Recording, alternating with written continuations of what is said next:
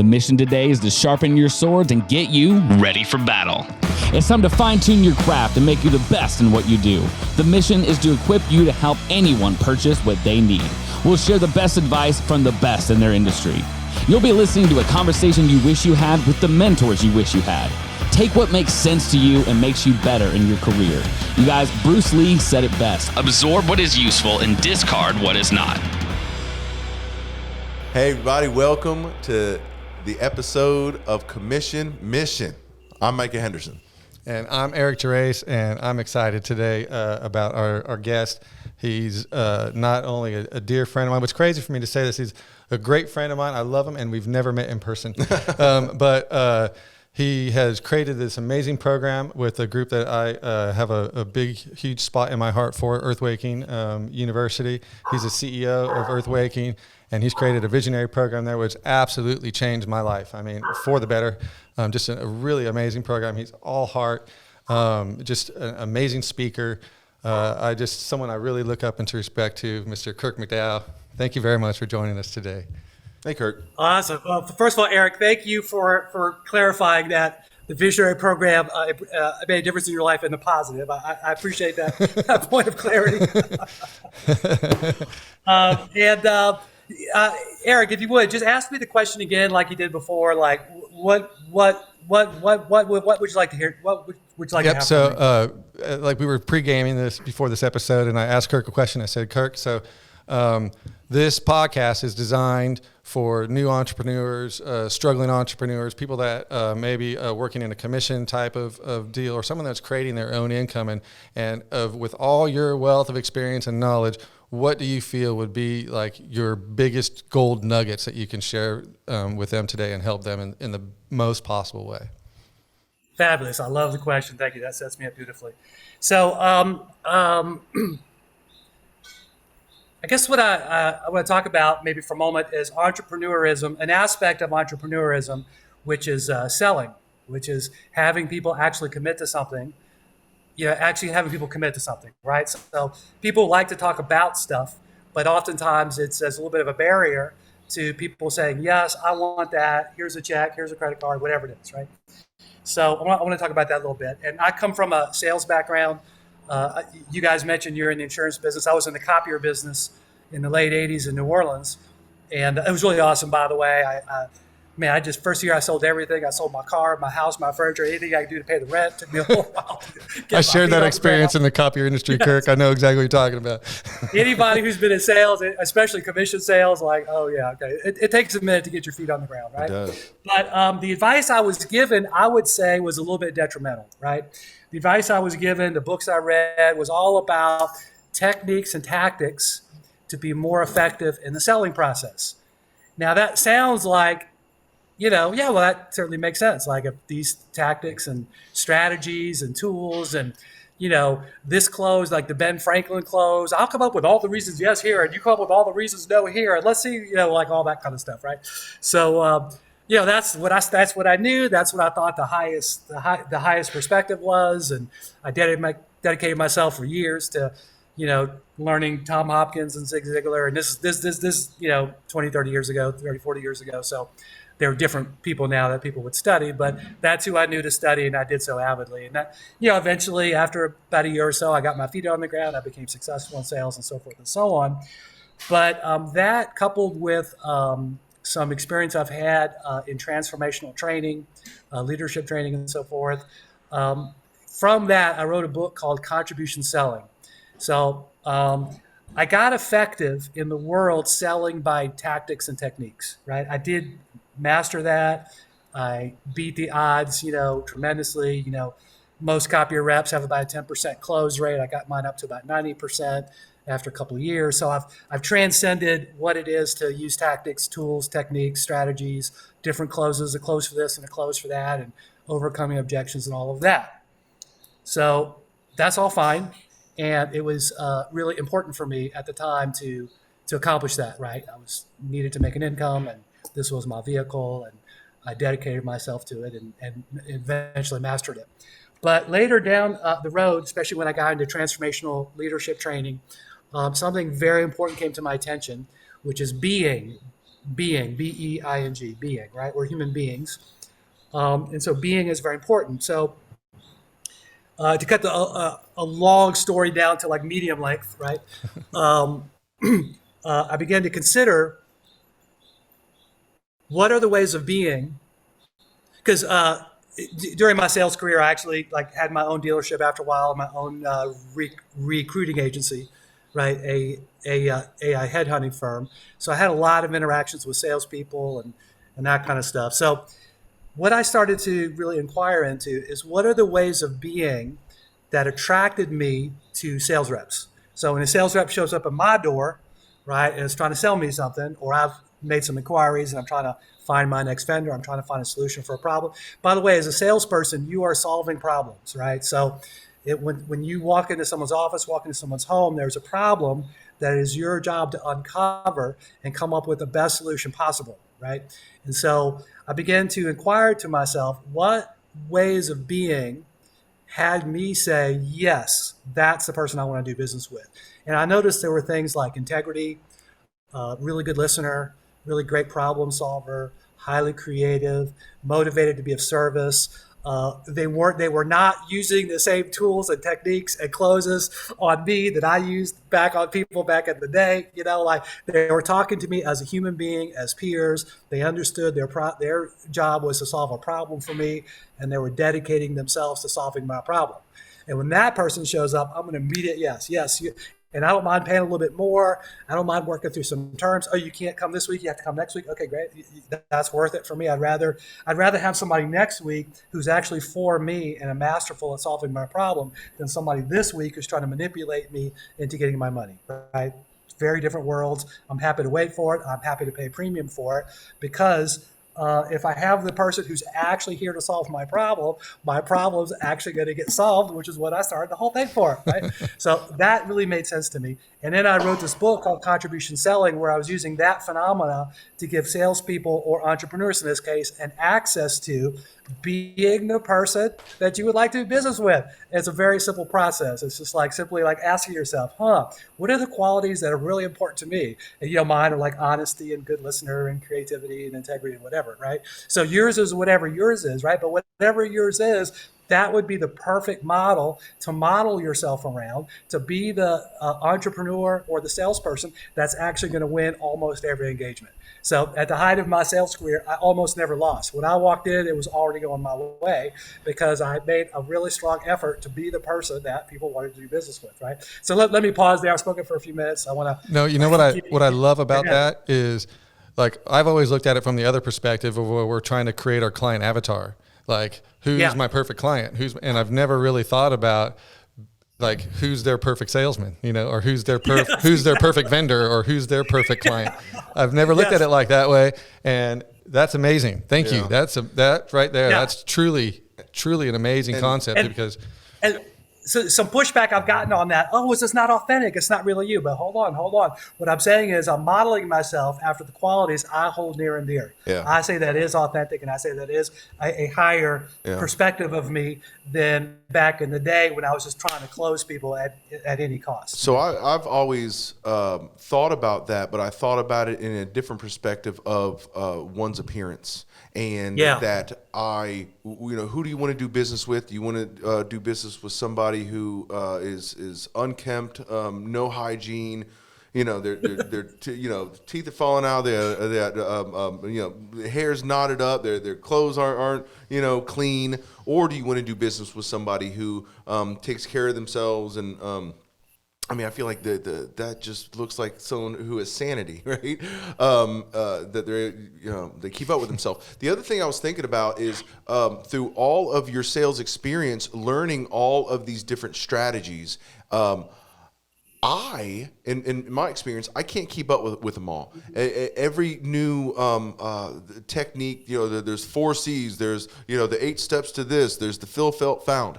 I can't keep up with all of those while I'm trying to listen to somebody and really comprehend what their need is. So even though there is something to being prepared and knowing that there's only so many objections, like I haven't heard an original objection in 4 years, but there's more to being genuine. You were talking about modeling your persona after somebody, but I think that is being genuine. You genuinely want to be the ideal person to take care of their problem. I think it is being genuine. Beautiful. Yeah, I love that. I've got a couple points that came up for me while you're sharing it, if I may. Perfect. Yes. Okay. That's why you're here, sir. Okay, cool. I just make sure I'm not overstepping my permission. No, this time is all yours. I notice a lot of I notice entrepreneurs come in two basic varieties with regard to this conversation. Either I don't like to sell and I'm going to do everything I possibly can to do my business and not sell. By the way, I don't know that I've ever seen that work out. Or secondly, I'm going to learn how to be a really great salesperson. Okay, I say both of those are off center, right? Instead of learning to be a great salesperson, learn to be a master. A master of what? Whatever you're doing. So if you guys are in insurance, right? So Mike, if you're in insurance, right? I would say to you, don't stop mastering selling and master your craft so well, right? That when you show up, you're just such a resource. Like you're undeniably such a resource. You're undeniably so keyed in and dialed into what people need and want. You communicate so effectively the advantage to doing business with you. Like, so you're not, it's not the Ben Franklin close. It's not the, feel, felt, found. It's no special techniques, but you're just so great at articulating and distinguishing the benefits of doing business with you. It's just like it's done when you show up.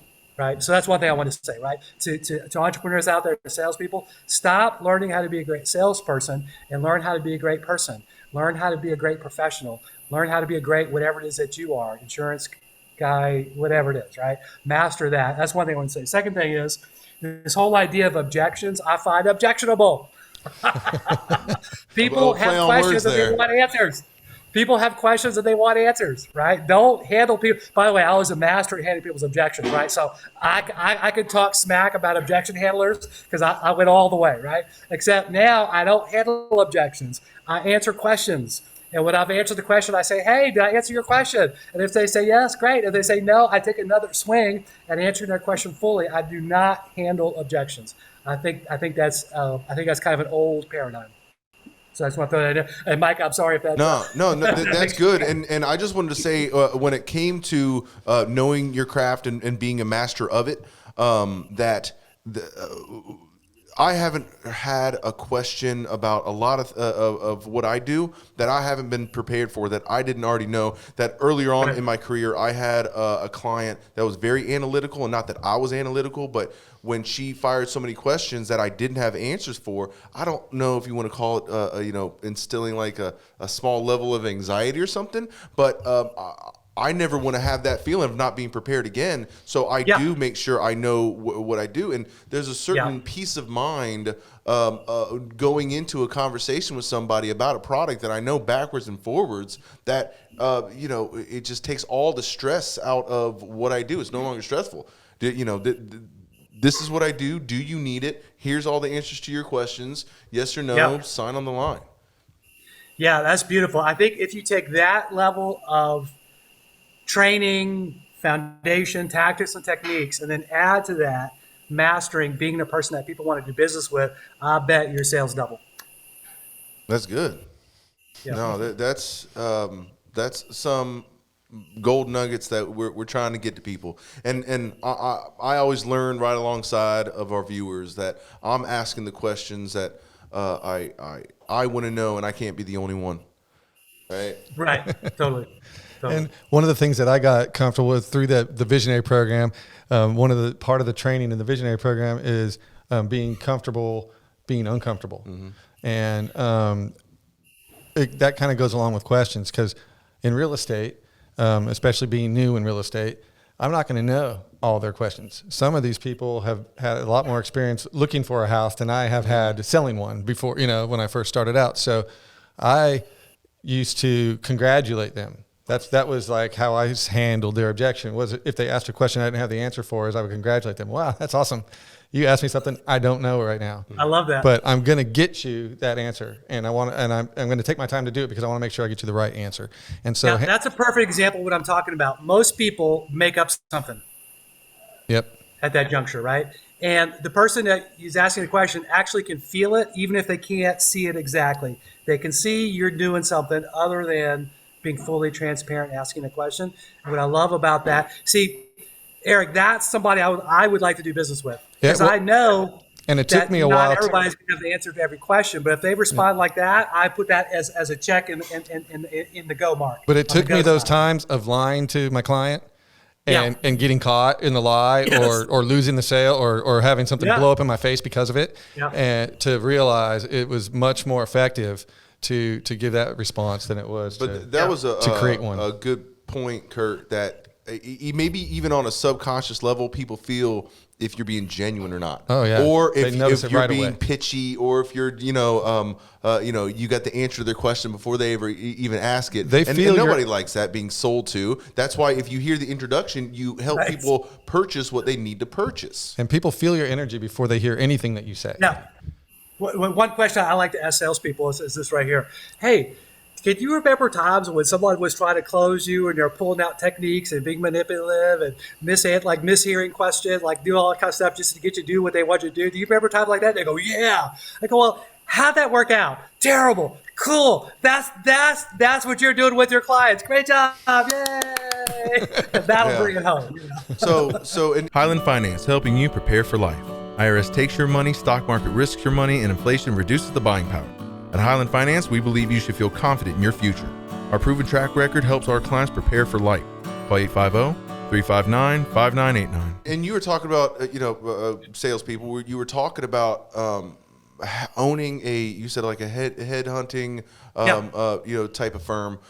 When looking for new talented people to get on board, did you look for more of polished experience or raw aptitude? Did you look for, book smarts, or the ability to follow their gut and follow their heart, or a combination of what did you really get attracted to?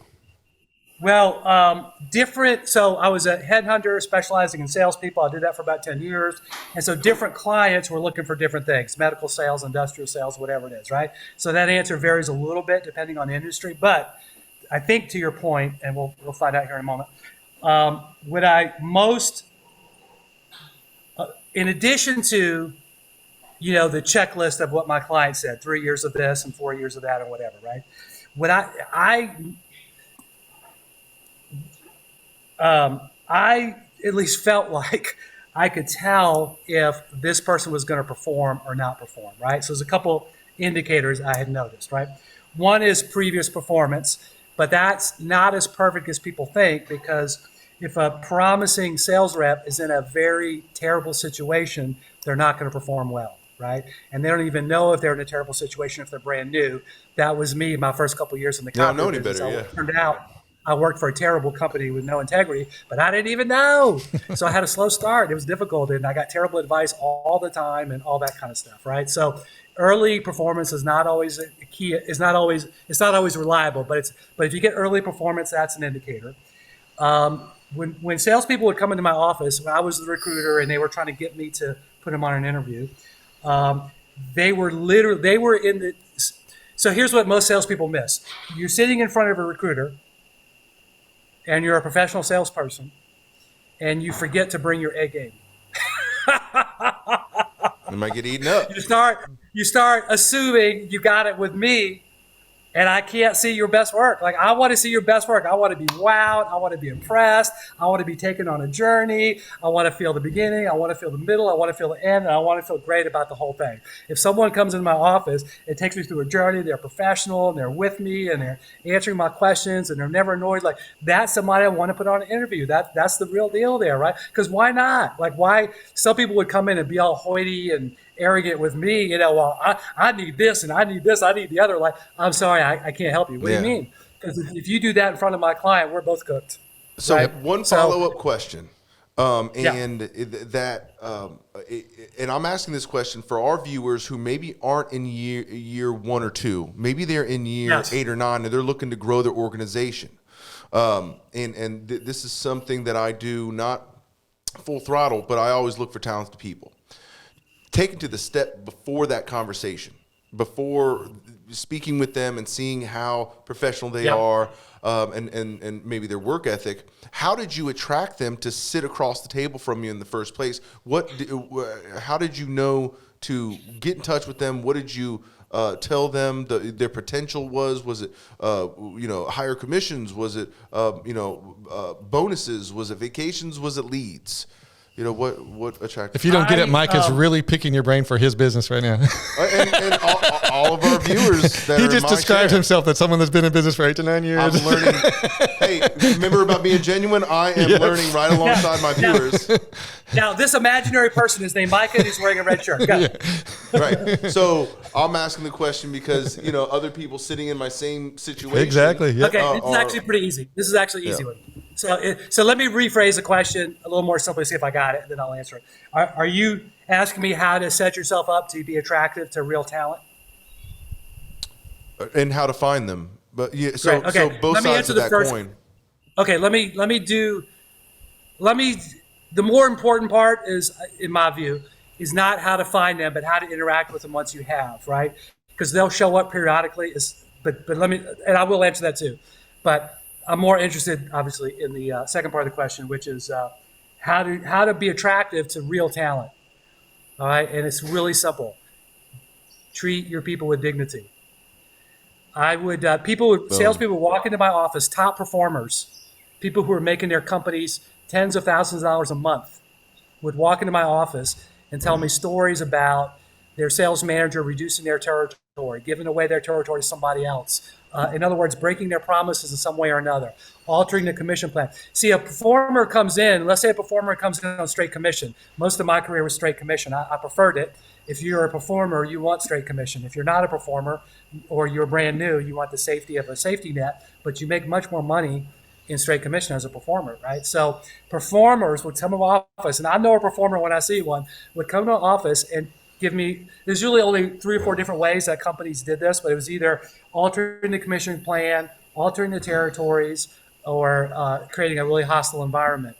And because sales managers are people and they get egos and they don't like the sales rep making more of them. Even if the sales rep is carrying the company, they can't stand it if the sales rep's making more than them. So they'll break their promise, change the comp plan, and that performer walks right out of their office into my office and say, hey, what do you got for me?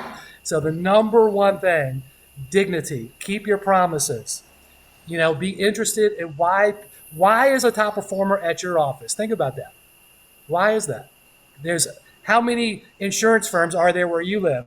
Probably hundreds, if not thousands. Why would they pick your office? And it goes to the same thing I say is in contribution selling. Be the person that a top performer would like to work with. If you're a top performer, what would you like? I know what I like is I like to be treated like an adult. I like to have the promises made to me kept. I like to be treated with dignity and respect, right? And that's important to me. And the higher a performer I am, the less tolerance I have for anything else. Because I'm a performer, I can make my own ticket. I don't need to put up with your ego. Your value. Because I'm doing all the work, right? So. And one of the things that drew me to you and your course and working with you these years is your integrity.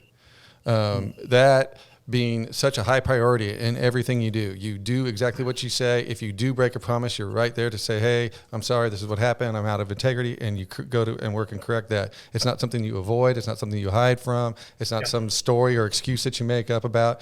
And I think that genuineness and that honesty, that trust is built immediately and recognizable. So Micah, imagine a top performer coming to your office and discovering that culture. You're like, holy smokes, this is wow, I didn't even know this existed. Exactly. Instead of the horror stories that they're coming from, they're coming to somewhere they're going to be comfortable and with working with somebody who does what they say.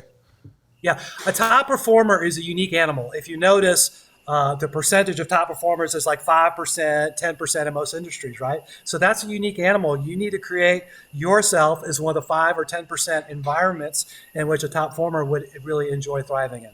That's good. That's good. And then, getting them to sit down at the table in the first place is how to find them.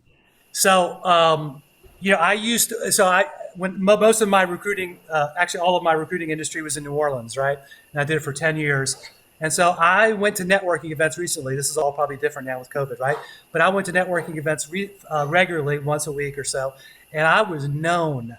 Salespeople knew me. Sales companies knew me. I made a point to introduce myself and let people know who I am and what I'm all about.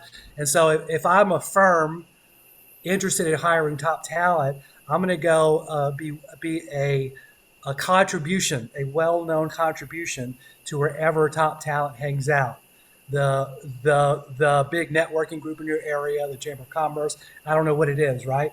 But go find out where they're at and be the real deal there. Be a big player there. Would that even work virtually to where top talent? I think so. Yes, definitely work virtually. Yeah, because there's probably those networking events are probably substituted for online events, and you show up. Not in Florida. Boy, in Florida, we canceled all that stuff years ago. Is everybody still doing that? I don't know. But when it comes to talent, and when it comes to technology, it doesn't matter. I'm licensed in a whole bunch of states. If you are sitting in Tennessee and you are a top producer and you work in one of the many fields that I work in, let's talk. Yeah.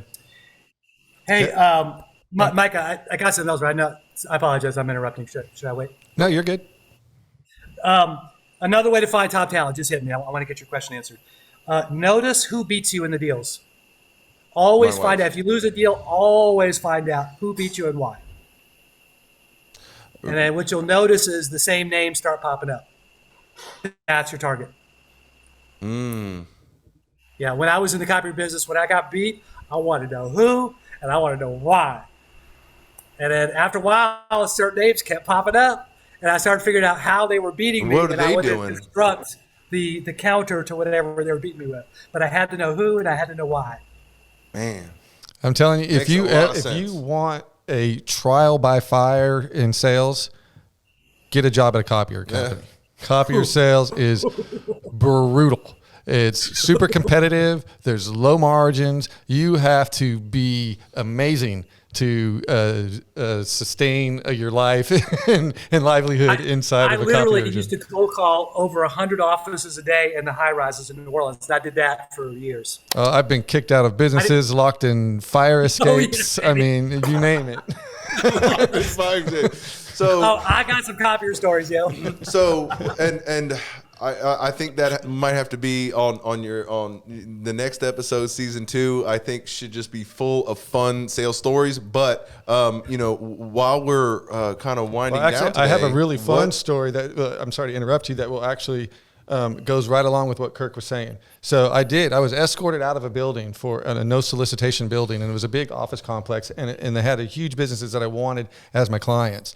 And I just walked in as a sales rep. They'd seen a zillion of me before. They spotted me immediately and escorted me out the door. It happened to be around September. In December, I went back with a big, huge bucket of candy canes and my business card. And that same lady that kicked me out, she walked me around to every single office in that building to make sure I didn't miss anybody to get their free candy cane and my business card that I was handing out. So I was the salesperson. I became the person that they wanted to do business with by offering them something first. Something unique. That's hot, dude. Good job. And I didn't want to leave this episode today without you, bringing up something that maybe people coming into the industry, any sort of sales or any sort of entrepreneur industry, what are they missing? What are they not acknowledging right now that is causing so many failures? That business in general is hard to get off the ground depending on the business. But what's something that's being missed right now? So let me speak from the same space we're speaking from, the space of selling, right? It's only one space of entrepreneurship, but I feel like it's probably the space that most people are the weakest at, right? So it's failing to recognize that you're a person and they're people, right? And whatever business you're in, you're actually in the business of relating to people. So you're in the business of service. You're in the business of solving problems. And the minute you forget that, it's done, right? Especially today, I think I was in sales it started off in the late 80s. I think people are way more sophisticated now than they were then. And everybody's all read the same books. We've all read the same book. So get your head out of the freaking book. Learn how to be with people. Learn how to communicate with people. Learn how to serve people. And go be the biggest, baddest, contribution. Man, I love it. So connect with people, be genuine, and the money will come. Yes, be the real deal. Being the real deal is not the loudest person; it's the person that is what they say. Man. And one of the things I love about Kurt is he's so accessible. And if you want to hop in on one of their events, earthwakingvillage.com is probably the best way to connect with Kurt. It's an amazing group of people that they're with. They just opened or started their first village in Costa Rica, and closed on that just a couple weeks ago. So it's growing all the time. I've been involved with this group for about 7 years, and it's absolutely life-changing. Micah has been involved with it as well, sometimes just vicariously through me, but he's grown through what Earthwaking and Kirk teaches. So definitely check out earthwakingvillage.com for sure. Yep. Anything else that you'd like to plug? Anything else that you'd like to mention? I would like to make my book, Contribution Selling, available for free to your viewers. Can I do that? Oh, amazing. We Yes. can put a link on the website? Yep. So if you go to my website, which is my name, kirkmcdow.com, one of the pages is Contribution Selling, and there's videos, and that book is a download, and your viewers are welcome to it. We'll make sure it's on. We'll make sure it's on livingthatcommissionlife.com. Yes, thank you, Kirk. Fabulous. Appreciate your time, brother. Thank you so much. Great meeting you. Such a pleasure. I'm happy to come back anytime. Just let me know. Have a great All time, righty. guys. Awesome. Thank you so much. Appreciate you. Thanks. All right, everybody. Kirk McDow. Just met the guy, and I'm a big fan. Yeah, I know you got a lot out of this I episode. did get a lot out of it, and not only when it comes to attracting and retaining talented people, that is very important. If you want to grow your organization, you can't say that it's not. And that's, I think there was some gaps in my strategy that just got filled in. And even if recruiting isn't your thing, being that person that would attract that kind of talent too is going to make you success. Is going to help. But you is it not all tied in about just being a genuine person, doing what you say, being the person you want to be? Does that go back to the golden rule? How basic does that go? Yeah. But you always look for your ideal client, which is very important. But being your ideal salesman in your mind, and that I don't think that's not doing anything unreasonable. Right? Doing what you say and trying to solve my problem. That's all that is. And, to think about sales tactics instead of thinking about what that person's need is, that's going to push people away. Yeah, that was one of the things, like he mentioned it really quickly, but he said we're human beings. Yeah. And a lot of times we get trapped in being human doings. And we get on that hamster wheel. Yeah. If I got to do this, I got to call these, I got to make these calls, I got to do this. But if you do it from an energy of fear and lack, that's the results you're going to create in your life. That's so right. By being, was kind of when we talked about our episode last time, when I was saying fun is my priority, because I have to be in a good, happy, fun space for me to be successful. If I'm depressed, Eric, I'm not going to convince you that I'm the one that people are going to should earn your business. People are going to feel it for sure, and that everybody getting started, there is something to these strategy books, but take it with a grain of salt. Take it for what it is. See, I love that kind of advice when you say, put the book down. Yeah, put the book down. But what people are missing is just relating to people. Is just knowing that you're a human being, they're a human being. Everybody has very similar needs. Everybody wants to be happy, take care of their family, and solve their problem. That's all there is to it. Let's not overcomplicate this. And get out there, work hard, do right by people. Your activity. One of my mentors, Kai Chambers, always told me, bump up your activity, talk to more people, and that's how you're going to fill that funnel. That's how you're going to reach more people. Yep. Amazing. Kirk McDow, everybody, you watch this episode twice. Yes, earthwakingvillage.com. Go check it out. Visionary program. I highly recommend it. All right, everybody, get his book. Come to livingthatcommissionlife.com. And Contribution Selling, read it twice. Thanks, everybody. See you next episode. Hey, everybody. Thanks for tuning in to the Commission Mission. It is our mission to increase your commission.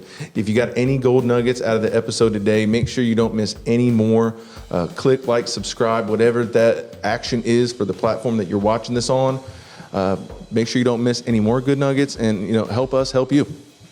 Yeah, one of the things that new or struggling entrepreneurs struggle with is asking for the sale, asking for what you need, and they're afraid to do, afraid of rejection. But I'll give you a sample of that exactly right now. Is if this helped you in any way, please share this with 3 friends of yours, 3 people that you think would benefit from what was discussed on these podcasts. And friends in sales, anyone in your organization that can benefit from this needs to hear it. Thanks, everybody.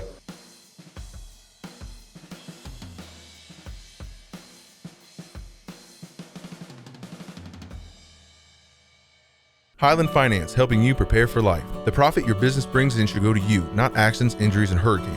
Do a policy review on your general liability and workers' comp today. Our proven track record helps our clients prepare for life. Call 850-359-5989. Highland Finance.